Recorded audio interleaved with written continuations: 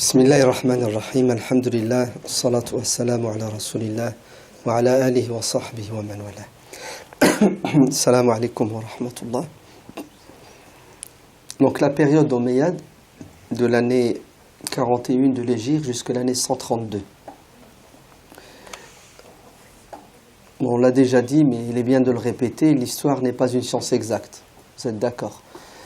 Il est même dit que l'histoire est écrite par les vainqueurs. Il est évident que l'histoire est écrite aussi par les gens qui sont animés par des convictions.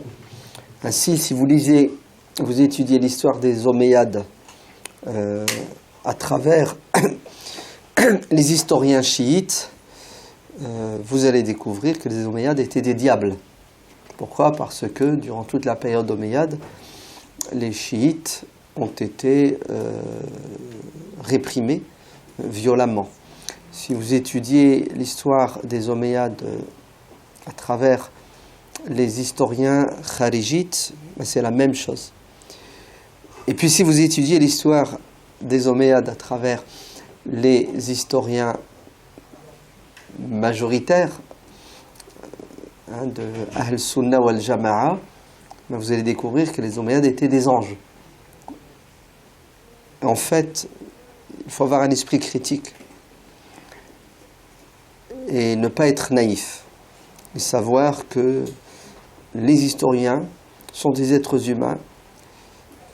L'objectivité, ce n'était pas une qualité chez tout le monde, mais ça reste que de manière générale, les historiens sunnites sont beaucoup plus proches de la vérité historique, sont beaucoup plus objectifs que les historiens chiites et autres.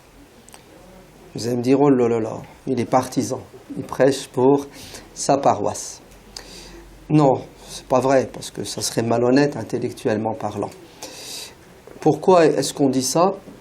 Parce que quand vous lisez les livres d'histoire sunnites, vous voyez qu'ils sont critiques vis-à-vis des Omeyyades.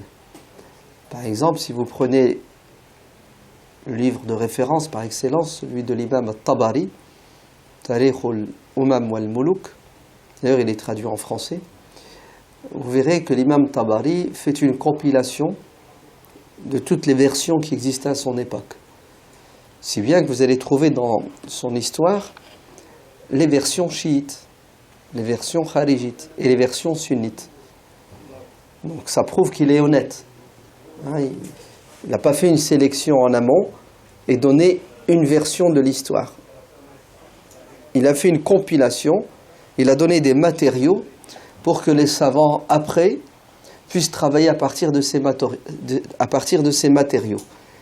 Donc l'imam Ibn Kathir, qui est bien postérieur mais qui se base pour écrire son histoire de l'islam sur les références antérieures, lui aussi, vous voyez qu'il est très critique.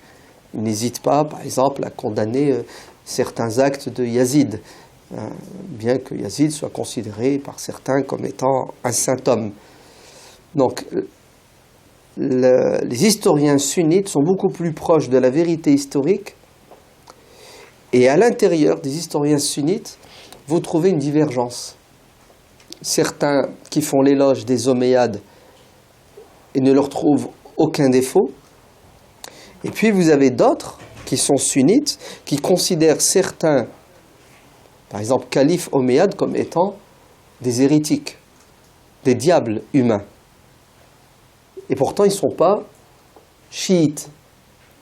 Ce qui prouve que, je le répète et j'insiste, les historiens sunnites sont beaucoup plus proches de la vérité historique et de l'objectivité que les autres historiens. Alors pourquoi je vous dis ça? Parce que vous êtes intelligent, vous allez lire des livres écrits par des orientalistes, vous allez lire des livres écrits par des chiites, et puis vous allez peut-être entendre carrément le contraire de ce que je vais vous dire. Et là, vous allez être, j'espère pas, perturbé, déstabilisé. En fait, tout s'explique. L'histoire n'est pas une science objective. D'accord ? on garde notre esprit critique, on ne va pas faire de l'angélisme et faire croire que les Omeyyades ne se sont pas trompés, que les Omeyyades avaient raison, c'est faux. Parce que nous, ce qui nous intéresse, c'est de mettre en évidence les qualités des êtres humains pour essayer de copier sur eux, de les mimer dans ce qu'ils avaient de bien et de l'améliorer, mais aussi de mettre en évidence leurs erreurs, leurs égarements. Pourquoi? Pour nous préserver, nous protéger de ces erreurs et de ces égarements. Au final, en quoi l'histoire nous intéresse-t-elle? En quoi? Elle nous intéresse pour avancer. Il faut savoir regarder derrière pour se protéger, pour se projeter en avant. Donc, cette histoire des Omeyyades va nous intéresser dans le sens suivant, c'est que les Omeyyades font partie de ceux qui ont fondé la civilisation musulmane. Ils y ont participé. Les Omeyyades font partie de ceux qui ont répandu l'islam sur une partie de la planète. Et s'ils n'avaient fait que ça,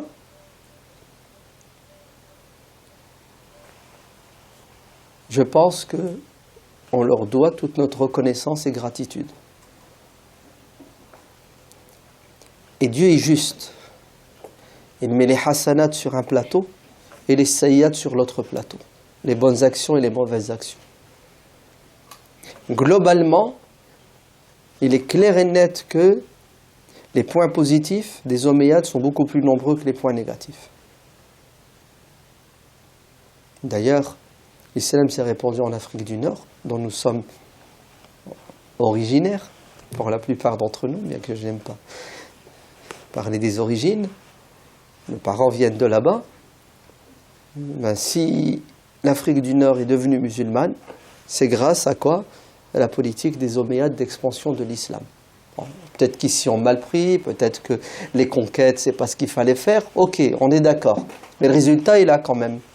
L'Afrique du Nord va devenir une contrée, une partie du monde musulman grâce aux Omeyyades. A l'inverse, il est clair et net qu'aujourd'hui, dans la plupart des pays musulmans, on paie les conséquences de la politique omeyyade de l'époque. Puisque les Omeyyades vont être ceux qui vont instaurer la démocratie. Ah, la monarchie héréditaire, c'est ça. Et si vous faites un constat aujourd'hui, le monde musulman est dirigé par des despotes, des pharaons, et dans le meilleur des cas, des hommes sans doute sincères, mais en tout cas qui aiment le pouvoir et qui le transmettent à leur progéniture. Et ça nous vient de quoi? Ça nous vient des Omeyyades, puisque, comme dit le hadith authentique, le premier qui dévoiera la religion, donc qui va détourner l'islam, c'est quelqu'un de la famille, de la tribu, du clan des Banu Umayya. Et cet homme, c'est Muawiyah ibn Abi Sufyan, puisque c'est lui qui va instaurer la monarchie héréditaire. Donc, au final, il est clair qu'aujourd'hui, on ne va pas se disputer, encore moins se diviser, à cause de ce qui s'est passé il y a 1400 ans. Parce qu'il y a certains qui vivent encore dans l'histoire. Vous savez, ils sont dans le passé et ils n'arrivent pas à couper le cordon avec le passé. Ces gens-là, ce sont les chiites, pour les citer. Le chiisme aujourd'hui est basé sur quoi? Sur ces faits historiques dont on va parler. Et toute leur idéologie, c'est une idéologie de haine. Envers qui? Envers les Omeyyades, puis après les Abbassides, mais surtout les Omeyyades, puisque ce sont les premiers à avoir fauté. Et aujourd'hui, les chiites nous reprochent à nous, musulmans majoritaires, sunnites, d'être complices des égarements des Omeyyades. Mais pour eux, parce que vous êtes sunnites, donc automatiquement vous êtes un Omeyyade. Ils ont du mal à croire et à penser qu'on n'était pas vivant à l'époque. On n'a pas participé à la gestion de l'Empire ottoman, on n'a pas fait de conquête. Vraiment, ils sont convaincus, hein, ils y croient. Dernièrement à Damas, c'était la capitale des Omeyyades. Donc en ce moment, les chiites d'Iran et d'ailleurs sont à Damas. Hein, ils ont fait la conquête de Damas. Ils ont libéré Damas. Vous entendez? C'est comme ça qu'ils pensent et qu'ils parlent. Ils souillent la mosquée, la grande mosquée omeyyade, hein, de Damas, et puis ils crient vengeance. Et ils tuent, écoutez bien, ils tuent aujourd'hui des musulmans en Syrie parce qu'ils considèrent que ces musulmans-là sont les rejetons de qui? De Muawiyah ibn Abi Sufyan et de Yazid des Omeyyades. C'est-à-dire qu'on cautionne les fautes, les égarements des Omeyyades. Alors qu'on n'est pas responsable des égarements des communautés qui nous ont précédés. Et pourtant, il y a un verset du Coran qui est clair. Et les chiites ne connaissent pas le Coran. Vous entendez? Les chiites n'ont pas de relation intime avec le Coran. Le Coran, c'est la dernière des choses à laquelle ils pensent. Ils ne lisent pas le Coran, et même s'ils le lisaient, ils ne le comprennent pas. Hein? Bon, ils ne sont pas les seuls à ne pas le comprendre. Mais en tout cas, le Coran pour eux, ce n'est pas un livre de référence au quotidien. La référence chez eux, ce sont les dires de Al-Hussein, Abu Abdillah, Al-Hussein, le fils de Ali ibn Abi Talib, alayhi salam. Matin, midi, soir, Al-Hussein a dit, Al-Hussein a fait. Ben, sachez que Dieu dit dans le Coran, dans la sourate La Vache, Tilka ummatun qad khalat, laha ma kasabat, wa lakum ma kasabtum, wa la tus'alun amma kanu yaf'alun. Ya'malun. Merci. Donc c'est une communauté révolue. Vous avez vu? Les Omeyyades ne sont plus là, ils sont morts, ils n'existent plus. Nous sommes, nous, une communauté, on est en 2016. Dieu les jugera en fonction de ce qu'ils ont fait de bien et de mal. Ils seront récompensés. Et peut-être que Dieu peut pardonner ce qu'ils ont fait. Ou ils seront punis à la mesure de ce qu'ils ont fait. Et nous, on sera jugés, on sera récompensés, pardonnés ou punis. Mais en tout cas, il est hors de question que Dieu nous punisse pour ce que nos ancêtres ont fait, et vice-versa, parce que c'est injuste. Par contre, écoutez bien comment Dieu est juste et bon, si aujourd'hui on est musulman, parce que les Omeyyades ont fait un effort d'expansion de l'islam, ben, tout le bien qu'on fait aujourd'hui, toutes nos prières leur reviennent. Et oui, mais pas le mal. Parce que chacun est responsable du mal qu'il a fait. Vous allez me dire, non, je ne suis pas d'accord. Muawiyah ibn Abi Sufyan, c'est lui qui a instauré le système monarchique, donc il est responsable jusqu'à la fin du temps, des temps, man sanna sunnatan sayyatan. C'est-à-dire celui qui est à l'origine de l'égarement des gens, mais il portera le fardeau des fautes que les gens commettront. Ce qui est vrai en soi. Mais imputer aux Omeyyades la monarchie qui existe aujourd'hui, héréditaire, c'est une exagération, c'est pas vrai. Sinon, ça voudrait dire qu'on n'est plus responsable de rien du tout. On tombe dans le fatalisme. Si aujourd'hui, ce qui se passe dans le monde musulman, c'est dû aux Omeyyades, je veux dire, c'est tiré par les cheveux, c'est lourd, c'est n'importe quoi. Ils se sont trompés à leur époque, c'est vrai, mais chaque génération est responsable de ce qu'elle fait de bien ou de mal. Bon, bref, je vais tourner la page en vous disant, il ne faut pas faire du fixisme. C'est-à-dire, il ne faut pas s'arrêter sur des moments de l'histoire, si bien que ces moments-là nous handicapent au niveau de la pensée, au niveau de l'action. Essayons de faire mieux que ce qu'ils ont fait. Et que Dieu leur pardonne pour le mal qu'ils ont fait. Et vous voulez un conseil? Ne perdez pas votre temps à débattre sur des sujets stériles qui ne servent à rien. Parce que c'est ce qui va nous arriver plus le temps avance, puisqu'il y a des spécialistes qui déterrent la hache de guerre en fouinant dans les livres d'histoire pour mettre en évidence des anecdotes qu'ils utilisent pourquoi? Pour perturber et déstabiliser. Et les chiites sont des pros dans le domaine. D'accord? Pour déstabiliser le reste de la communauté musulmane. C'est une guerre idéologique. Donc ne perdez pas votre temps. J'ai même presque envie de vous dire, fermez la porte. En disant, bon, le passé est passé, parlons du présent. Tout en connaissant le passé. C'est pour ça qu'on en parle. Hein? Okay? Très bien. Allons-y. La période des califes, Abu Bakr, Omar, Othman, Ali, Al-Hassan ibn Ali, est une période globalement positive, c'est évident, puisqu'ils étaient bien guidés. Mais il est évident qu'à ce moment-là, il y a eu des problèmes profonds qui auront des conséquences pendant des siècles. Le problème, c'est quoi? C'est l'assassinat de Othman ibn Affan, radiyallahu anhu, par des gens qui sont des révolutionnaires, en fait, qui sont dans l'opposition, qui ne sont pas d'accord avec certaines politiques de Othman ibn Affan. Notamment le fait que Othman ibn Affan ait donné des postes importants dans la gestion de l'Empire aux membres de sa famille, de son clan, de sa tribu. Le fait que Othman ibn Affan ait été quelqu'un de très généreux.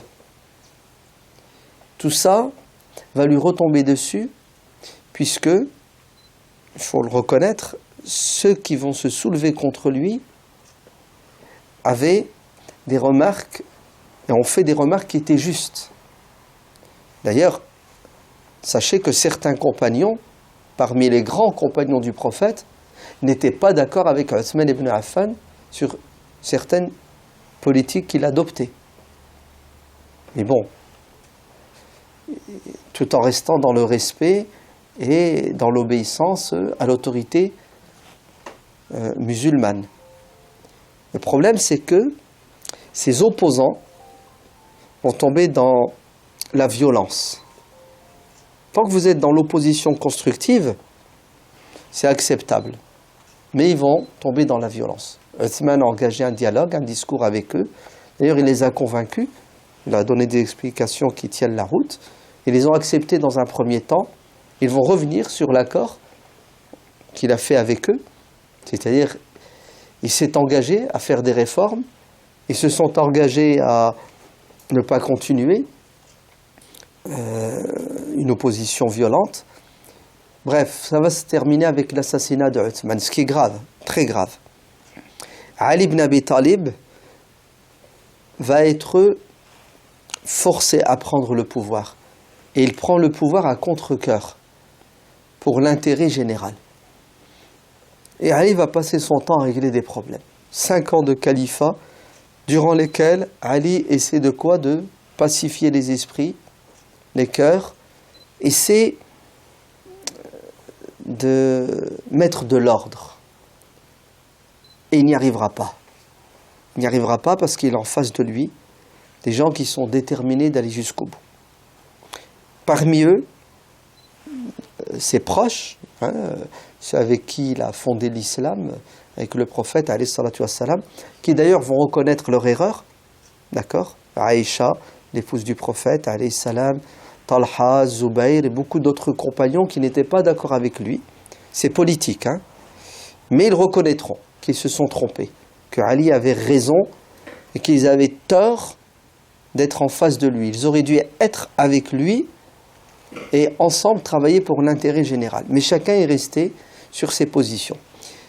Ensuite, Ali va rencontrer une autre opposition, encore beaucoup plus violente, c'est celle de Muawiyah ibn Abi Sufyan, qui était un gouverneur.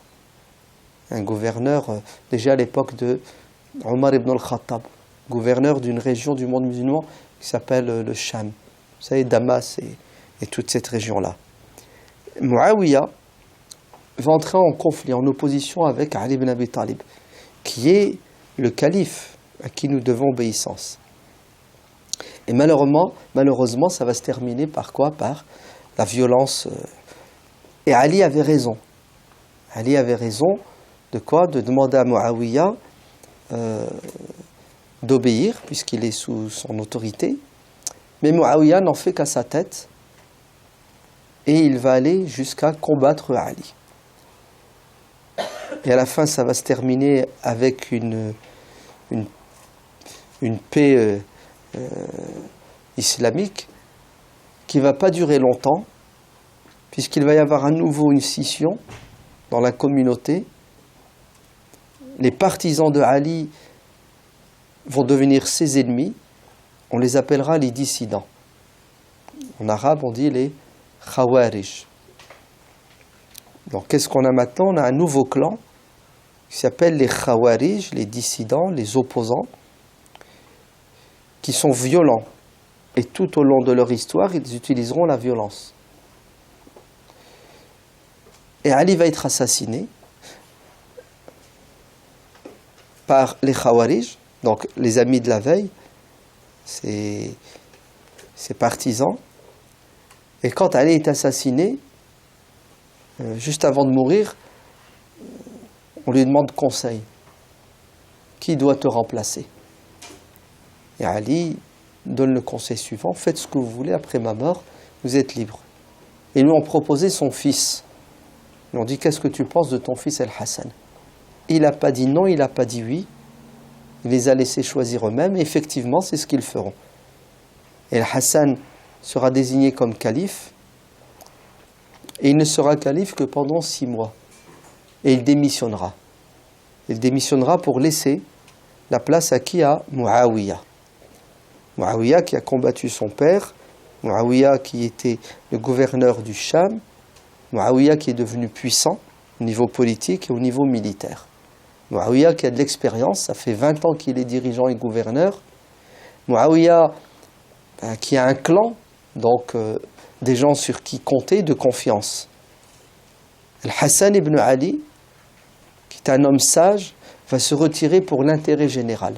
Pourquoi? Pour que la scission s'arrête. Effectivement, les historiens musulmans vont appeler l'année 41 de l'Hégire l'année de la concorde, l'année de l'union, Am al-Jama'a, parce qu'on va ranger les armes, on en a marre de s'entre-déchirer, de s'entre-disputer, et là on va faire une pause. Pourquoi? Pour construire.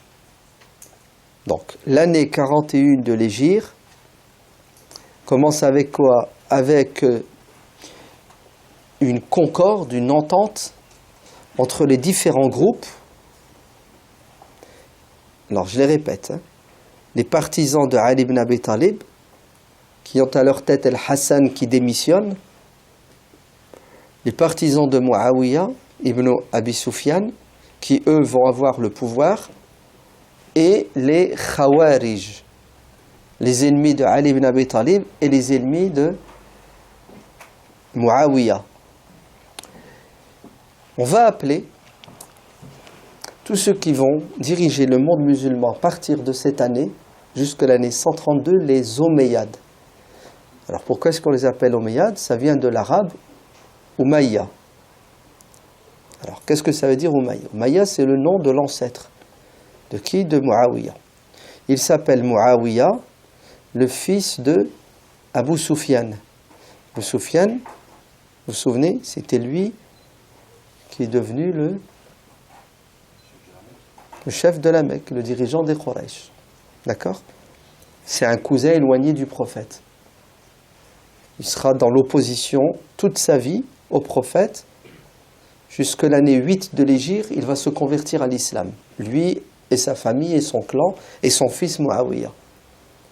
Donc, il s'appelle Muawiyah, le fils d'Abu Sufyan, le fils de Harb, le fils de Umayya. Donc on les appelle Umayyades parce que leur ancêtre s'appelle Umayya. C'est bon, vous retiendrez. Donc les Omeyyades, en arabe on dit El Amawiyoun, en référence à leur ancêtre qui s'appelle Umayya. Donc, on a trois pôles. Les Omeyyades, qui ont le pouvoir désormais, les Khawarij, les dissidents, on va les appeler, si vous voulez, les révolutionnaires, puisqu'ils seront dans la révolution violente, politico-militaire en permanence. Et le troisième clan, on va lui donner un nom, les partisans de Ali. Alors, partisans en arabe, si vous voulez qu'on traduise, on va dire les... Alors, ashabu, ouais, les compagnons d'eux, mais il y a aussi un autre terme, c'est les ashi'atu, ouais, ashi'a. C'est de là que vient le mot chiite. Vous me suivez? Chiite, c'est pas une traduction, hein, c'est une transposition phonétique. Donc, les partisans, les adhérents au parti politique de... Le terme chiite, là, en année 41, ne signifie pas des gens qui ont des croyances différentes. De qui? Des Khawarij et des Omeyyades. Là, à ce moment précis de l'histoire, tous ces musulmans-là ont les mêmes références religieuses, les mêmes pratiques religieuses. Vous me suivez, hein? S'ils divergent, c'est uniquement au niveau politique. C'est après, avec le temps, que la divergence politique va avoir un impact sur la religion. Mais au début, les croyances sont les mêmes. Alors, je vais ouvrir une parenthèse, parce que c'est très important. Les chiites disent, et ils mentent. Ouh là là, il est méchant là. Ouais. Ouais. Ils mentent. Et le propre du chiisme, c'est le mensonge. Ouais. C'est pas moi qui le dis, hein. C'est eux qui le disent. Vous savez pourquoi? Parce qu'ils ont un hadith fondateur chez eux. Tu sais, un hadith, c'est un pilier. Le hadith, c'est... Donc, écoutez bien, d'après un tel, celui qui ne met pas en pratique la taqiyya n'a pas de foi. Et celui qui ne ment pas n'est pas un croyant. C'est quoi la taqiyya? La taqiyya, c'est dire le contraire de ce que tu penses. Bon, je vais vous le traduire, la taqiyya, c'est l'hypocrisie. Ben oui.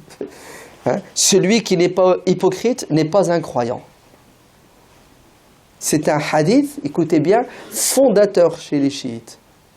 Toute leur idéologie est basée sur ce hadith.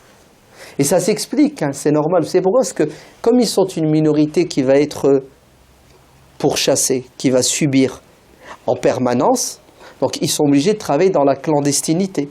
Donc ils sont obligés de se cacher et de mentir, de dire le contraire de ce qu'ils pensent. Sinon, ils sont repérés, cueillis, arrêtés et exécutés. Parce que les Omeyyades vont utiliser la répression pour étouffer les révoltes. Ils n'iront pas par quatre chemins, les Omeyyades.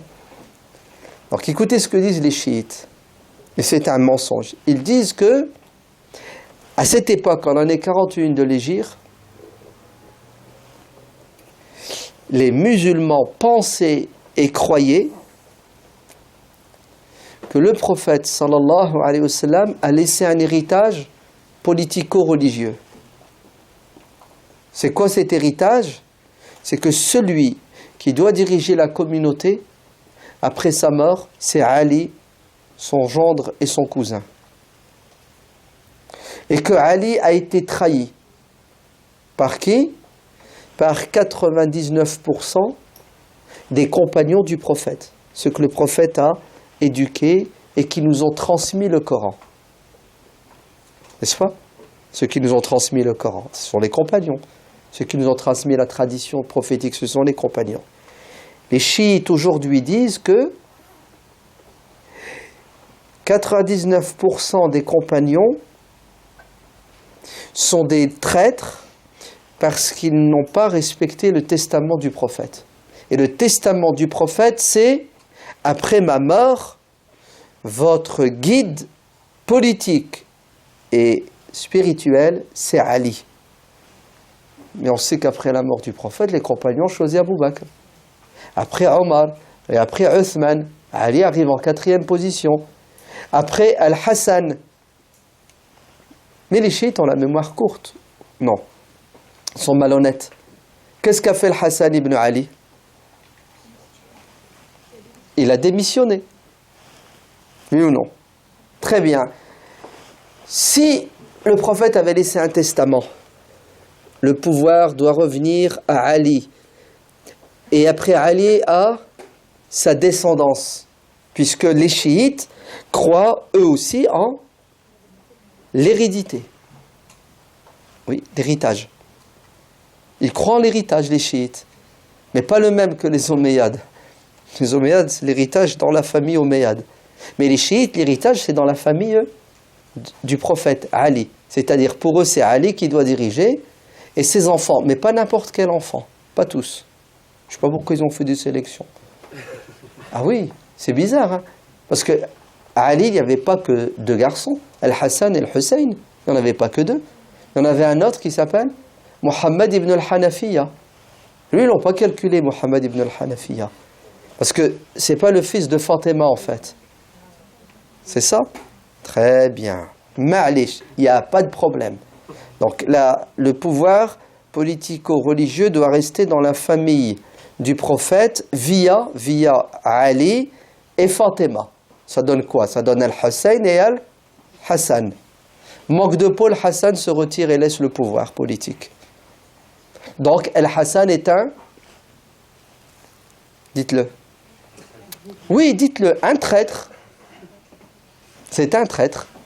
Est-ce que vous savez que dans la littérature chiite, certains historiens et savants chiites ont été courageux. Ils ont qualifié Al-Hassan ibn Ali de traître. Muswaddu wujuhi al-mu'minin. Celui qui a assombri les visages des croyants. Ali, il nous a payé la honte. Il nous a arnaqués.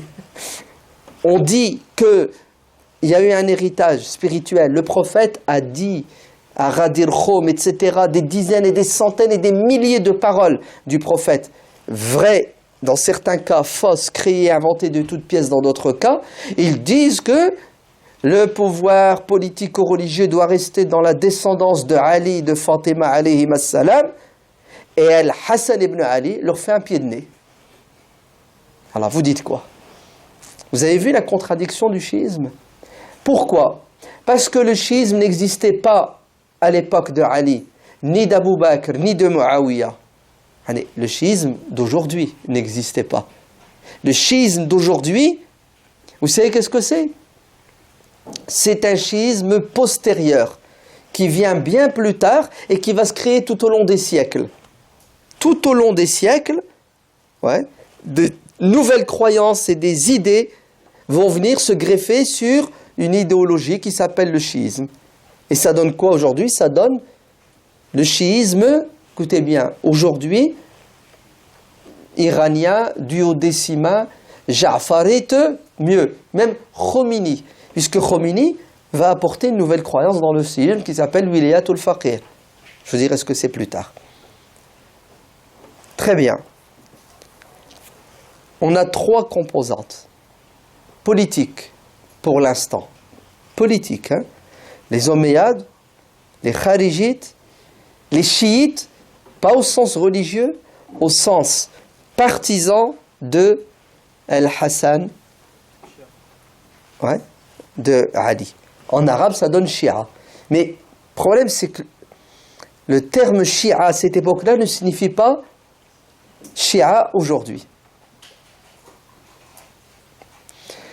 Donc Al-Hassan se retire. Dans les bouquins chiites, Muawiyah va l'assassiner en l'empoisonnant. D'accord? C'est vrai, c'est faux? Je ne sais pas. Dans les bouquins sunnites, ce n'est pas écrit que Muawiyah l'a empoisonné. Et d'ailleurs, pourquoi est-ce qu'il l'empoisonnerait puisqu'il lui a cédé le pouvoir? Non? Et pourquoi est-ce qu'il le tuerait? Au contraire, il faut le garder et l'exposer en disant, voilà, il m'a laissé le pouvoir, Ouais, j'ai raison et c'est bien. Et c'est vrai que de la part de Hassan, c'est super. D'ailleurs, il y a un hadith qui est dans le Bukhari qui dit que le prophète sallallahu alayhi wa sallam, un jour il a pris Al-Hassan, il l'a embrassé, il l'a serré dans ses bras, il a exprimé son amour et son étonnement en disant, son émerveillement, vous voyez mon fils, mon petit-fils, mon fils Hada, c'est quelqu'un d'extraordinaire, Sayyid.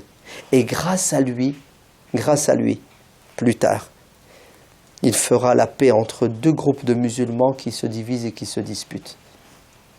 Oui, c'est un hadith qui annonce ces événements politiques. Et le Hassan va être un pacificateur. Il va pacifier deux groupes. Merci. Que Dieu te bénisse, cher Hassan ibn Ali, radiyallahu anhu. Pourquoi est-ce que les chiites vont occulter le reste de la famille du prophète, alors qu'ils disent que le pouvoir doit être dans la descendance? C'est ça, dans la famille du prophète. Al-Hassan va avoir des enfants, plusieurs. Et le Hussein va avoir des enfants. Bon, ils vont tous se faire massacrer. Il va quand même rester Ali Zayn al-Abidin, le fils de Hussein. Donc Al-Hussein, fils de Fatima. Il va avoir des gosses. Ils vont se faire tuer, je vais vous l'expliquer. Il en restera un, il s'appelle Ali Zayn al-Abidin. Mais le Hassan, il a des enfants. Pourquoi est-ce que le pouvoir chez les chiites ne doit pas être dans la descendance d'Al-Hassan? Vous savez pourquoi? Parce que le Hussein ibn Ali va épouser une Perse, la fille du dernier des rois perses, tout simplement. Et la descendance de Al-Hussein ibn Ali est une descendance musulmane où vous avez du sang perse et du sang arabe. D'accord? Et vous allez comprendre maintenant pourquoi, par la suite, le chiisme va devenir un chiisme politico-religieux.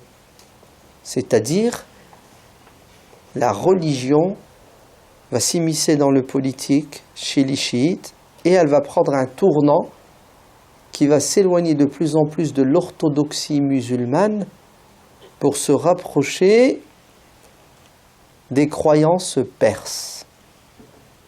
Eh oui. Si bien qu'aujourd'hui, écoutez bien, les chiites d'Irak ne sont pas tous d'accord et ne sont pas d'accord surtout avec les chiites d'Iran. Il y a même de l'animosité entre les chiites arabes et les chiites perses.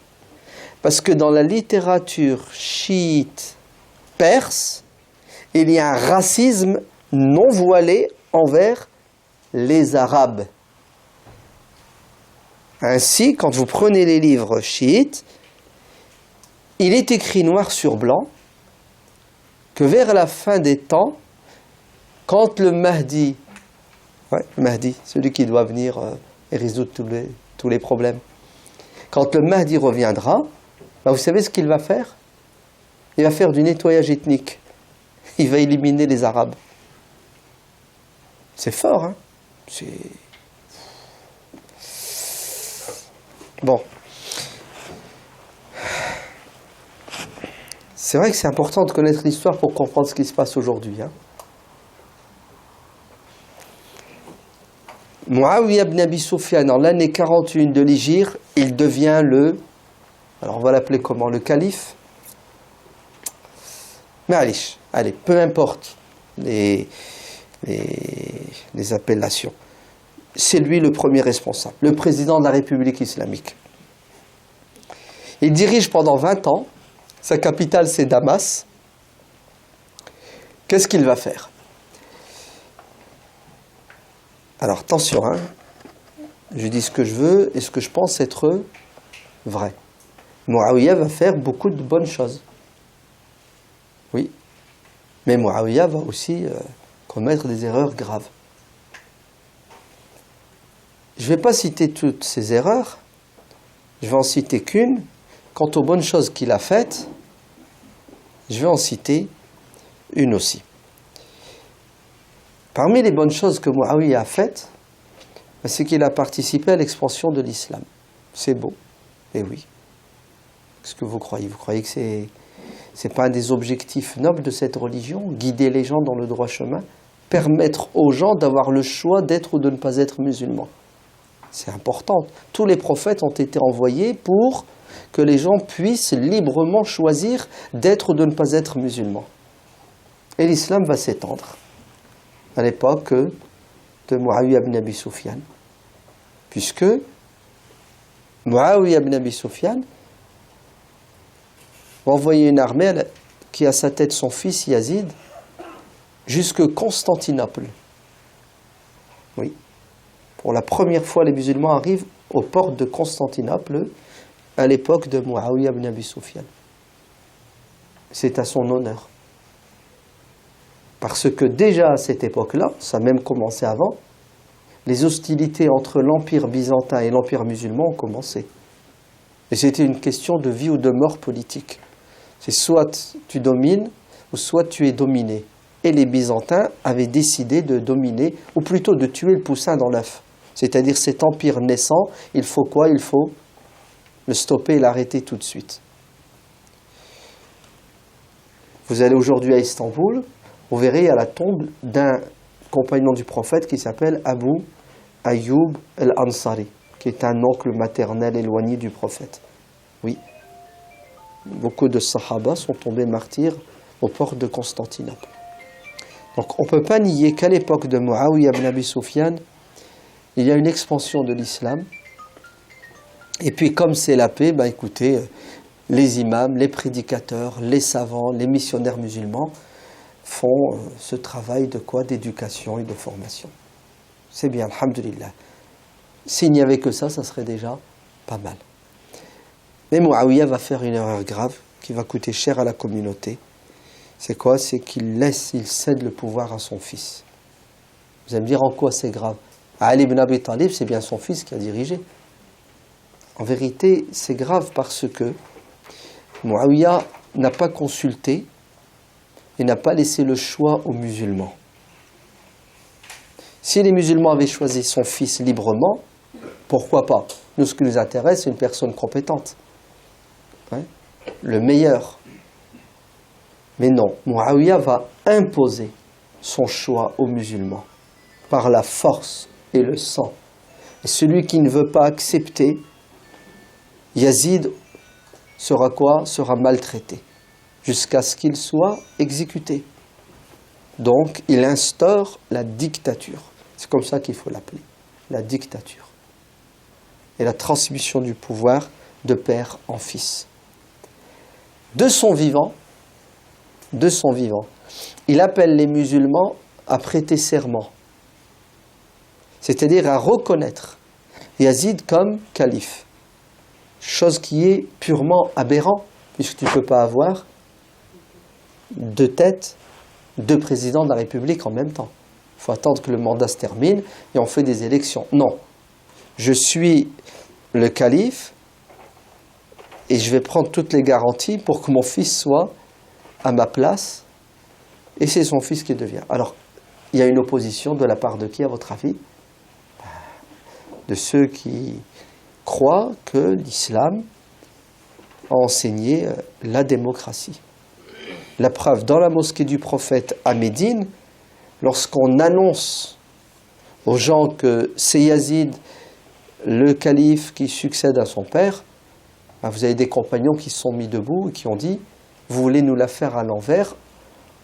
alors que nos pères, nos parents, Abu Bakr, Omar, ont combattu les Perses et les Byzantins, c'est-à-dire des empires avec des dynasties.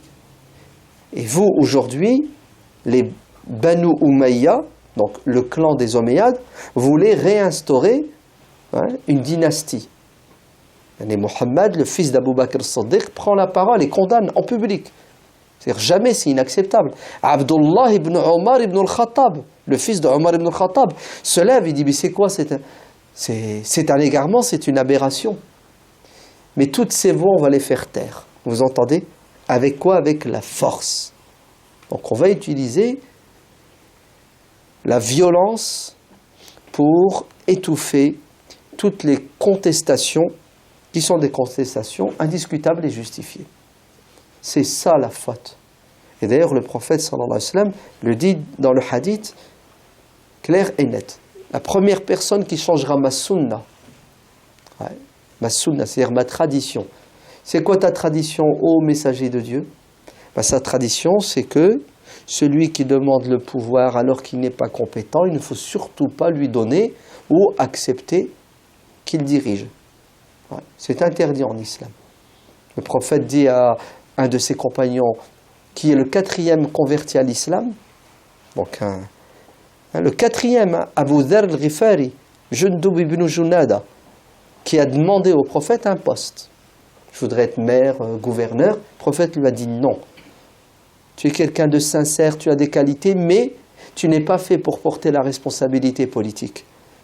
Et tu vas le regretter sur terre et dans l'au-delà. Et chacun sa place, non? Comment se fait-il que Muawiyah va entrer en opposition flagrante avec la tradition du prophète?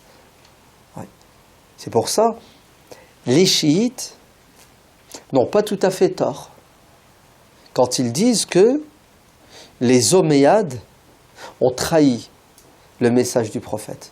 Ils n'ont pas tort. Et d'ailleurs, c'est nous les premiers à le dire. C'est pas eux. Mais ils ont tort quand ils disent que le message du prophète, c'est quoi? C'est que c'est la descendance du prophète qui doit diriger. Nous disons que les Omeyyades ont eu tort, Muawiyah a eu tort, en léguant le pouvoir à son fils, dans sa famille. Mais la solution, c'est pas de remplacer la transmission du pouvoir par héritage chez les Omeyyades par la transmission du pouvoir par héritage chez les Alides. C'est pas ça la solution. La solution, c'est laisser le peuple, les gens choisir. Ça s'appelle comment en français, ça? La démocratie. Le peuple qui choisit. La dictature, c'est l'autre. Mais en fait, c'est antinomique. C'est, quand il y a de la dictature, il n'y a pas de démocratie. Quand il y a de la démocratie, la dictature disparaît. Vous allez dire, ouais, mais il y a de la démocratie, dictature. Bon, s'il vous plaît, la théorie du complot, vous la mettez de côté. Non, je ferme cette parenthèse. C'est bon, vous avez compris? La dictature, la démocratie. Alors, allez-y maintenant. Comment vous répondez à cette question? La démocratie est-elle haram?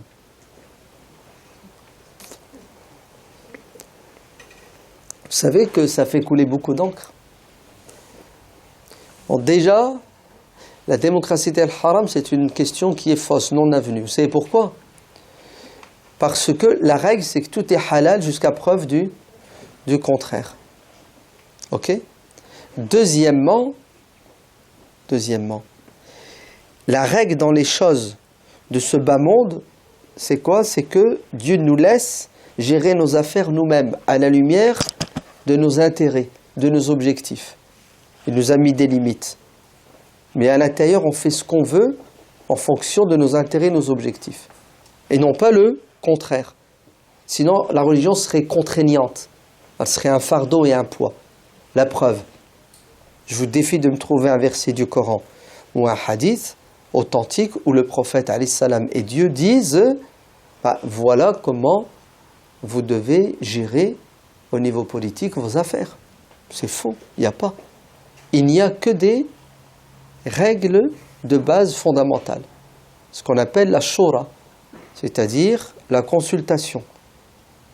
C'est-à-dire, en tant que musulman, citoyen, vous devez vous mettre d'accord, après débat et discussion, pour gérer vos affaires de la meilleure façon. Comment? Ça, c'est votre problème. Je ne vais pas vous mâcher le travail. Vous êtes assez intelligent pour vous débrouiller. Donc, il y a certaines personnes, certains savants qui disent la démocratie c'est haram. C'est de la mécréance. Vous savez pourquoi? Ils disent parce que le pouvoir appartient à Dieu. Et la démocratie veut dire le pouvoir appartient au peuple. Ça va, vous avez compris le... Bon, le pouvoir appartient à Dieu. Mon Dieu, qu'est-ce que ça veut dire, le pouvoir appartient à Dieu? C'est compliqué, hein? Et que le pouvoir appartient à Dieu. C'est Dieu le chef, c'est Dieu qui commande. Et vous, ce que vous faites, c'est que vous donnez le pouvoir au peuple. Donc vous remplacez Dieu par le peuple. Donc c'est clair et net que vous êtes égarés, vous êtes des mécréants. Alors, c'est ce que ça veut dire, le pouvoir appartient à Dieu. Ça veut dire que Dieu est tout-puissant. Ça veut dire que Dieu a créé le monde. Ça veut dire que Dieu gère l'univers. Mais Dieu gère l'univers à travers des lois. C'est ça. Maintenant, l'être humain a un pouvoir. Non? On est libre ou on n'est pas libre? On est libre. Hein? Sinon, il n'y aurait pas d'enfer ni de paradis, si on n'avait pas le choix. Ainsi, Dieu nous a donné la liberté de gérer les affaires de ce bas monde. Moi, en tant que père, j'ai un pouvoir sur mes enfants. Non? En tant que patron, j'ai un pouvoir sur mes ouvriers. En tant que prof, j'ai un pouvoir sur mes élèves. Vous êtes bien d'accord que pour que les choses fonctionnent, il y a ce qu'on appelle la hiérarchisation des pouvoirs. Donc, est-ce que le fait que moi, en tant que père, j'ai un pouvoir sur mes enfants, je me substitue à Dieu? J'ai pris le pouvoir de Dieu? Non. C'est bête et stupide. Omar ibn al-Khattab, il avait du pouvoir, oui ou non? Ouais, mais attendez, vous me dites que le pouvoir appartient à Dieu, maintenant vous me dites que Omar avait du pouvoir. Vous avez compris la bêtise, la bassesse? C'est presque du domaine... Non, faut que je me calme encore.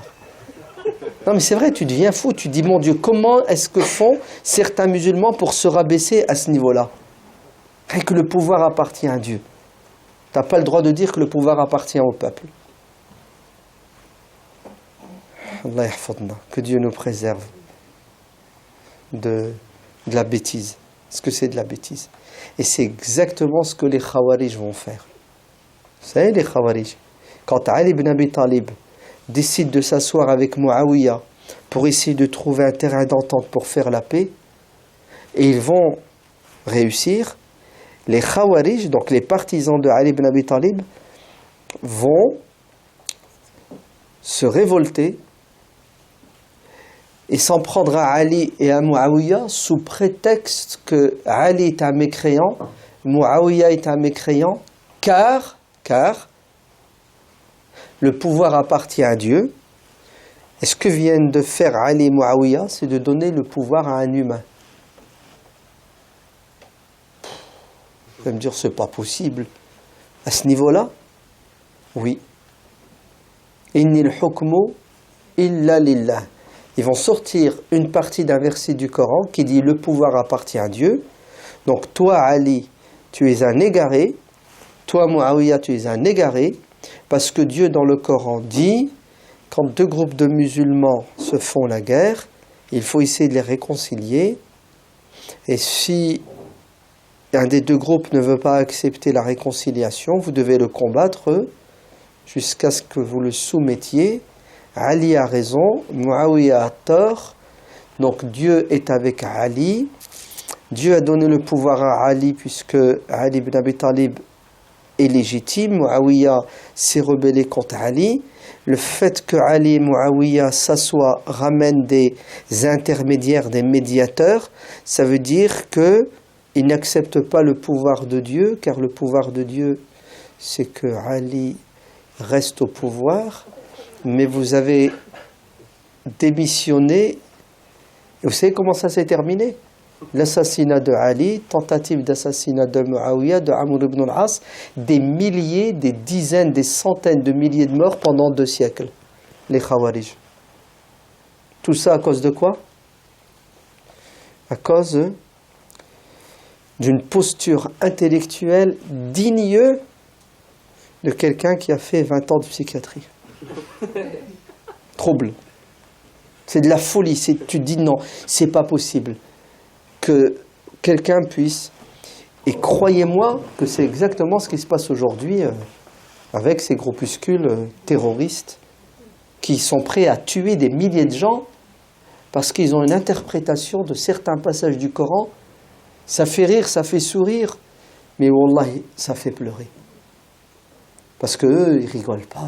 Eux, ils te tuent, après ils discutent avec toi. Ouais. C'est comme ça que ça marche. Après que tu sois mort, ils entament le dialogue. Mais de ton vivant, ils ne peuvent pas discuter avec toi. Pourquoi ? Parce qu'ils n'ont pas cette capacité de se remettre en question. Muawiya a tort. C'est clair ou c'est pas clair ? Il a dévoyé la sunna du prophète. Ouais. Il va imposer par le feu et le sang son choix. Même si son choix est bon, il n'a pas à le faire. Et entre nous, son choix était mauvais. Puisqu'il a choisi Yazid, qui n'est pas le meilleur de ses enfants, voire même le pire de ses enfants, car les textes sont unanimes pour dire que c'était un alcoolique, coureur de jupons, un délinquant, un gamin. Vous entendez ?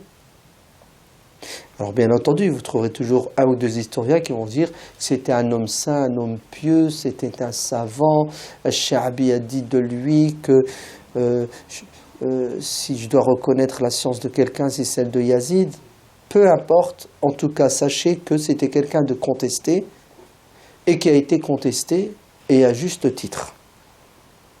Muawiya décède. Bien entendu, son fils est président de la République islamique.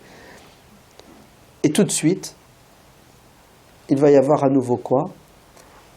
L'opposition qui va essayer de remettre en question cette monarchie. Qui s'oppose ? Al-Hussein ibn Ali. Deuxièmement, Abdullah ibn Zubayr. Et troisièmement, Abdullah ibn Omar ibn al-Khattab. Et beaucoup d'autres compagnons. Et regardez les conséquences. Abdullah ibn Omar et la majorité des compagnons vont céder et accepter le fait accompli. Pour quelle raison ? Pour éviter à nouveau la guerre, l'effusion de sang. Ils ont pesé le pour et le contre et ils se sont dit, on vient de sortir de 5 ans de troubles, de guerre fratricide. Il vaut mieux la paix aux dépens de la démocratie, ouais, que les guerres fratricides et le sang. C'est un choix. Entre nous, j'ai presque envie de dire, il y a une certaine sagesse. Non. Abdullah ibn Zubayr ne voit pas les choses comme ça. Lui, il dit, non, c'est une hérésie, ce qui vient de se passer. C'est inacceptable. On doit se soulever, on ne doit pas accepter l'injustice. D'ailleurs, on s'est battu contre son père à plusieurs reprises, en le conseillant, mais il n'écoutait personne. On ne va quand même pas accepter son fils. Vous entendez, on s'est battu contre son père. Hein. C'est-à-dire, Muawiya a pris le pouvoir par la force. On s'est tu, l'année 41, pour l'intérêt général. On s'est dit, allez, on va ranger les armes, on va le laisser diriger, mais il ne va quand même pas, même après sa mort, continuer à nous diriger à travers son fils. Donc Abdullah ibn Zubayr va entrer dans la dissidence. Et Abdullah ibn Zubayr, en l'année 63 de l'Hégire, l'année 64 exactement, il devient le sultan, le calife. Et il va diriger pendant 9 années la communauté musulmane, de l'année 64 à l'année 73, Abdullah ibn Zubayr. Vous arrivez à le situer, ce compagnon ? Je vous dis deux choses. C'est le premier enfant parmi les muhajirines nés à Médine. Quand les Mécois ont quitté la Mecque et se sont installés à Médine, Asma, la sœur de Aïcha, la fille d'Abou Bakr, vous savez, celle qui ramenait à manger au prophète dans la grotte, elle était enceinte. Elle va quitter la Mecque, elle va s'installer à Médine. La première musulmane mécoise qui enfante un enfant à Médine, c'est Asma. Et Abdullah ibn Zubayr va grandir, ouais, et il va connaître le prophète. Il va être pris en charge par qui? Par toute cette génération de compagnons. Il va faire partie des grands. On les appelle les Abadila, les grands Abdullah. Et donc il décide, ouais, de diriger la communauté en l'année 64 de l'Hégire. Pourquoi l'année 64 de l'Hégire?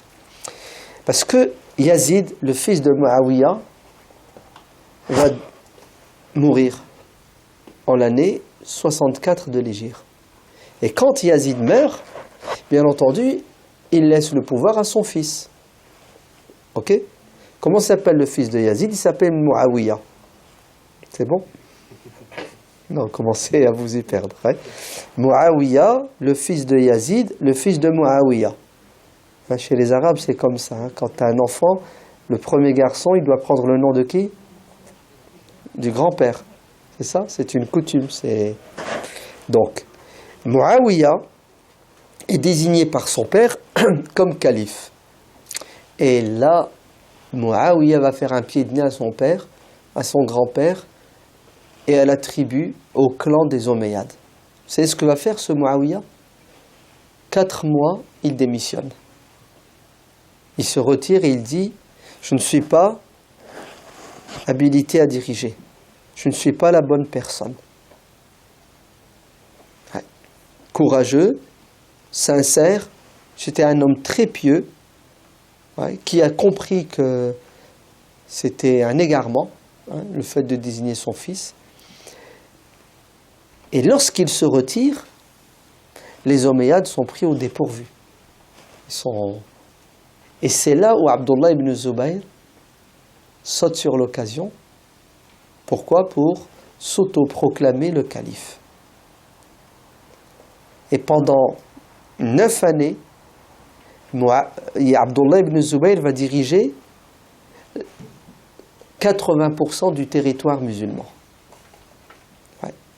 Il va diriger le Hijaz, l'Arabie, ouais, l'Afrique, le Cham. Il reste une petite parcelle où les Omeyyades sont présents, mais ils n'ont plus de pouvoir. On a presque envie de dire que la dynastie Omeyyade n'existe plus, concrètement, ouais, matériellement. Elle existe virtuellement. Et c'est Abdullah ibn Zubayr qui dirige à partir d'où? De la Mecque. Qu'est-ce qui s'est passé quand Yazid a pris le pouvoir? Des gens se sont opposés à lui. Abdullah ibn Zubayr, on vient de parler de lui. On va voir comment ça va finir pour lui. Deuxième personne qui s'oppose à Yazid, c'est... non, on avait parlé de la première, c'est Abdullah ibn Omar et les autres compagnons qui vont quoi? Qui vont céder pour l'intérêt, pour la paix. Abdullah ibn Zubayr, on vient de parler de lui. La troisième personne qui s'oppose, c'est Al-Hussein, le fils de Fatima, le fils de Ali, alayhim salam.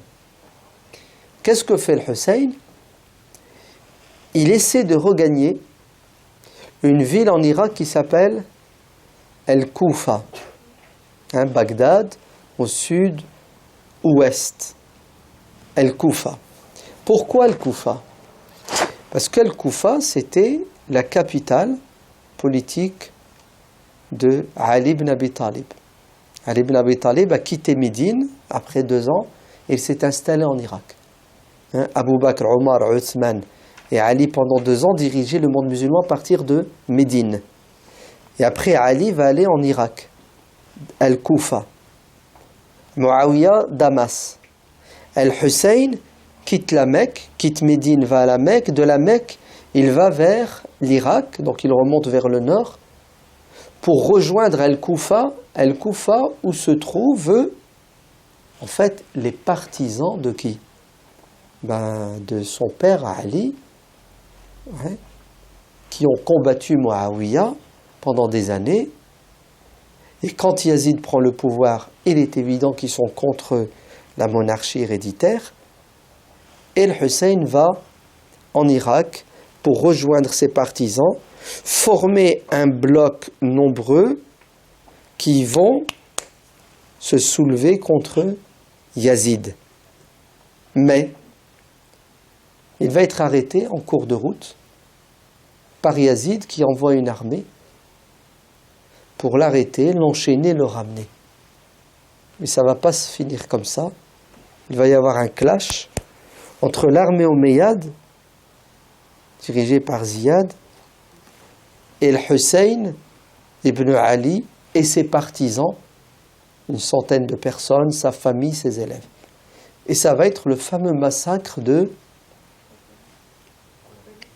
retenez, Karbala. Le massacre de Karbala. Le 10 du mois de Muharram. Muharram, c'est quel mois du calendrier musulman? C'est le premier mois, le mois de janvier. Hein? Le 10 du mois de Muharram. D'ailleurs, il nous est recommandé de jeûner ce jour-là. C'est ça. On l'appelle comment ce jour-là? Ashura. C'est ça. Ashura, ça veut dire le dixième jour. Hein, Ashura. C'est passé Ashura? Oui, depuis... Ouais, c'est passé, le mois de Muharram. On est bientôt au Ramadan. Hein. Donc, dans un endroit en Irak, donc vous voyez Bagdad où ça se trouve? Sud-ouest, au nord d'Al-Koufa, Al-Hussein, avec sa famille, ses partisans, sont arrêtés, stoppés. Je vous épargne les détails. Hein. Si vous voulez les détails, vous allez chez les chiites. Vous allez les voir. C'est pas beau à voir, hein. C'est que du sang, c'est que des... Ouais. Parce que les chiites ont fait un film hein, qui s'appelle... Oui. Ils sont très forts au niveau de la production cinématographique. C'est pour ça, faites attention. Hein. D'accord ? Faites très attention.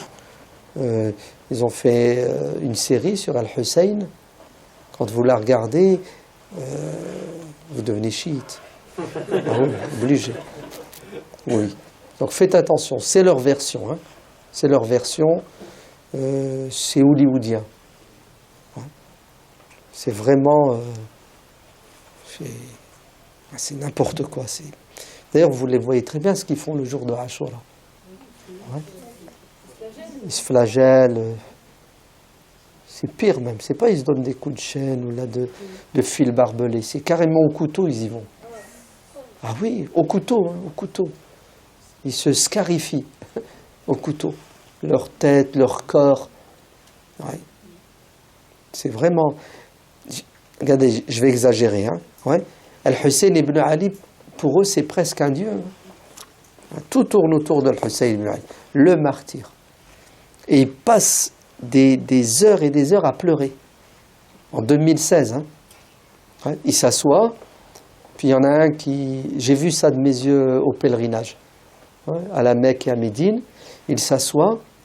Et puis leur imam, comment on les appelle, les mollahs. Ouais. Le mollah vient. Et qu'est-ce qu'il fait? Bon, c'est très poétique. Et puis il chante, ouais, le massacre de Karbala. Et puis ça part en vrille. Ah oui, ça se met à pleurer, mais alors là, tu te dis, mon Dieu. Je pense que si leur père ou leur fils ou leur mari était mort, ils ne pleureraient pas autant. Et c'est réel. Hein. Et je pense qu'ils sont sincères. Du moins, ceux qui pleurent. Hein. Ceux qui chantent, non. Oui. C'est pourquoi je vous dis ça. Parce qu'à Médine, dans l'hôtel dans lequel nous étions, j'ai assisté à la scène. Donc il y avait un rideau, les femmes étaient derrière, l'imam, le mollah, était assis, donc derrière le rideau avec quelqu'un d'autre, je ne sais pas qui est celui-là, et l'imam il chantait. Ouais, il chantait, je ne comprenais pas. Hein, c'était de l'arabe, c'était des Irakiens, mais c'était chanté dans leur dialecte, bref. Ils chantent, Al-Hussein, etc., etc. Derrière, t'entendais les pleurs, les gémissements, Et lui, le mec qui chante, à un moment donné, il chante, il fait une coupure. Ben, écoutez bien, je l'ai vu, de mes propres yeux, pendant que tout le monde derrière pleurait, tombait en syncope, quand il s'arrêtait de chanter, ben, il rigolait avec celui qui était assis à côté de lui. Ouais. Et après, il recommence, il chante, mais avec une voix triste, il se met... C'est de la comédie, hein, de la comédie. Et bien entendu, un comédien, c'est pas gratuit. Business is... Ah oui. Non, non, non. Vous rêvez si vous croyez que les imams chiites ne sont pas des comédiens qui empochent des sommes que vous ne pouvez pas vous imaginer. Vous savez combien? Ta zakat, elle est de combien? Toi, en tant que musulman sunnite. En fin d'année, tu dois donner combien de tes économies? 2,5%. Donc si tu as 10 000 euros d'économie, au 31 décembre, tu donnes 250 euros à la mosquée, au secours islamique, non, au CBSP, hein, là où on est, à ta cousine qui est dans le besoin. Vous êtes d'accord? Au lycée Averroès. Chez les chiites, ça ne marche pas comme ça. Vous savez comment ça marche, les chiites? Vous êtes prêts? Tu vas donner 20%. 20%. Al-Khomous, 1/5. Ouais. Et tu le donnes à qui? Oui. Les descendants de la famille du prophète. Ouais, les descendants. Et moi, descendant de la famille du prophète, je récupère ces sommes colossales, c'est des millions d'euros. Et bien entendu, puisque vous me faites confiance, je suis descendant du prophète, j'ai du sang noble, je gère. Ne vous inquiétez pas, je gère. C'est un business très très lucratif. Pleurer sur la mort de qui? De Al-Hussein. Donc Al-Hussein est tué, c'est un massacre le 10 du mois de Muharram de l'année, combien? 61 de l'Hégire.